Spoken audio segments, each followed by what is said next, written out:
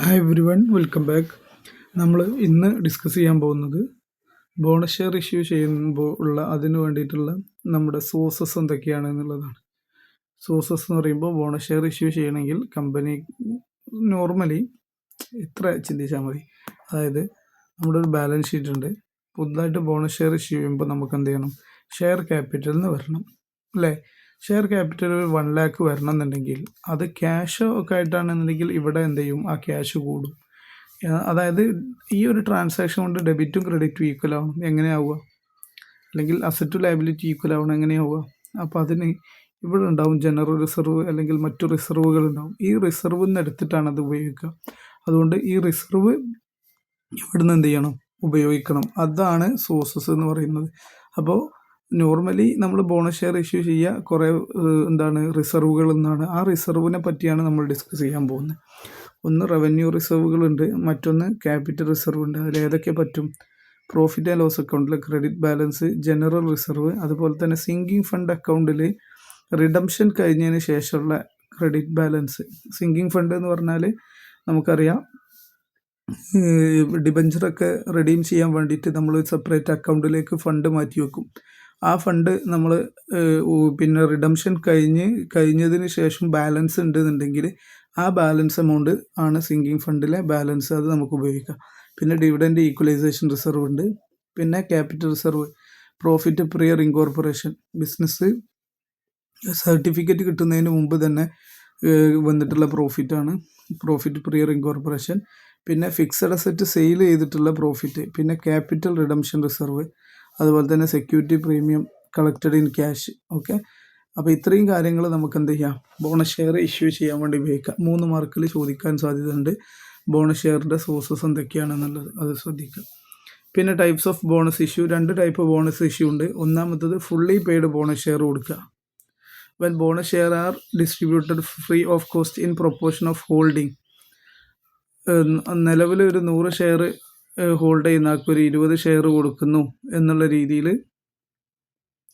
പറയുകയാണെന്നുണ്ടെങ്കിൽ അതാണ് fully paid. അതന്നെ ഫുള്ളി പെയ്ഡ് എന്ന് പറഞ്ഞാൽ 10 രൂപേൻ്റെ ഷെയറിന് 10 രൂപ ഓൾറെഡി പേ ചെയ്തിട്ടുണ്ട്. ഇങ്ങനത്തെ ഷെയറിന് ബോണസ് ഷെയർ ഇഷ്യൂ ചെയ്യുന്നതാണ് fully paid bonus share. Partly paid bonus share എന്ന് പറഞ്ഞാൽ, ഇപ്പോൾ ഉദാഹരണം 10 രൂപേൻ്റെ ഷെയറിന് ചിലപ്പോൾ 8 രൂപയെ പേ ചെയ്തിട്ടുണ്ടാവുള്ളൂ. അപ്പോൾ സ്വാഭാവികമായിട്ടും നമ്മൾ ബാലൻസ് 2 രൂപ കൊടുക്കൂലേ, ഇതിനെ നമുക്ക് ബോണസ് എന്ന് പറയാം. ഇതാണ് when bonus is applied for converting partly paid share into fully paid. It is called partly paid bonus share.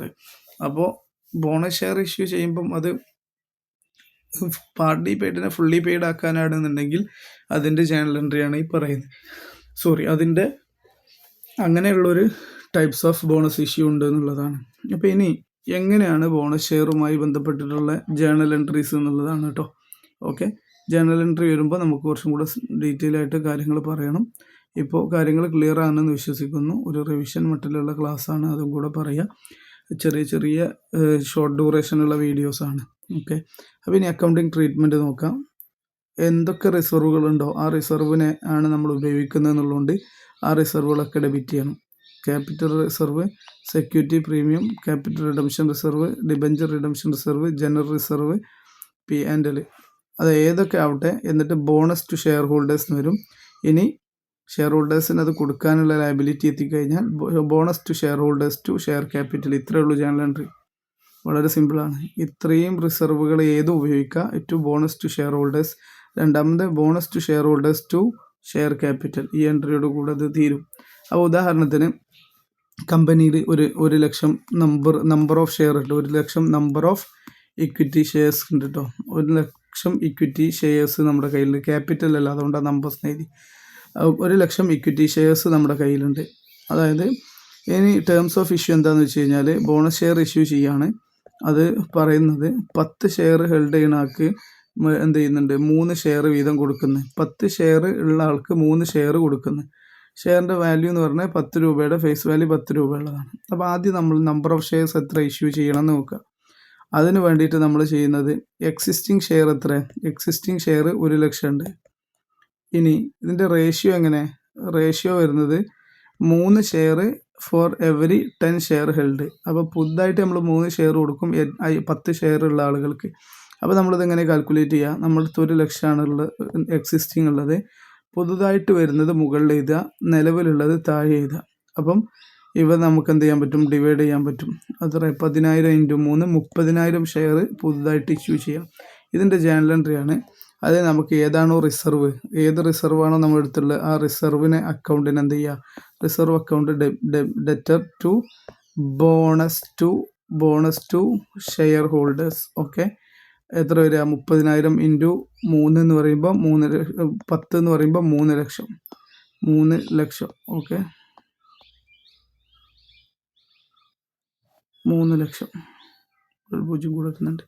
ഇനി bonus to shareholders to equity share capital 3,00,000. ഇതാണ് നിങ്ങൾ പല ആളുകളും, ഞാൻ സത്യത്തിൽ എൻ്റെ കോളേജിലെ കുട്ടികൾക്ക് വേണ്ടിയിട്ട് റിവിഷനായിട്ട് എടുത്തെടുക്കുന്ന ഒരു വീഡിയോ ആണ്. പക്ഷേ ഞാൻ അറിയാത്ത കുറേ ആളുകൾ ഇതിൽ ജോയിൻ ചെയ്യുന്നുണ്ട്. സന്തോഷമുള്ള കാര്യമാണ്. എൻ്റെ ഒരു അഭിപ്രായം, നിങ്ങൾ ഏത് കോളേജിലാണ് പഠിക്കുന്നതെന്ന് കമൻറ്റ് ചെയ്താൽ സന്തോഷമായിരുന്നു. എനിക്കറിയാലോ ആരൊക്കെ ഏതൊക്കെ ഭാഗത്തു നിന്ന് പഠിക്കുന്നുണ്ട്. അത് വേണ്ടിയിട്ടായിരുന്നു. ഒന്ന് കമൻറ്റ് ചെയ്താൽ സന്തോഷമായിരുന്നു കേട്ടോ. ഓക്കെ, ഞാൻ തൽക്കാലം ഇവിടെ അവസാനിപ്പിക്കുകയാണ്.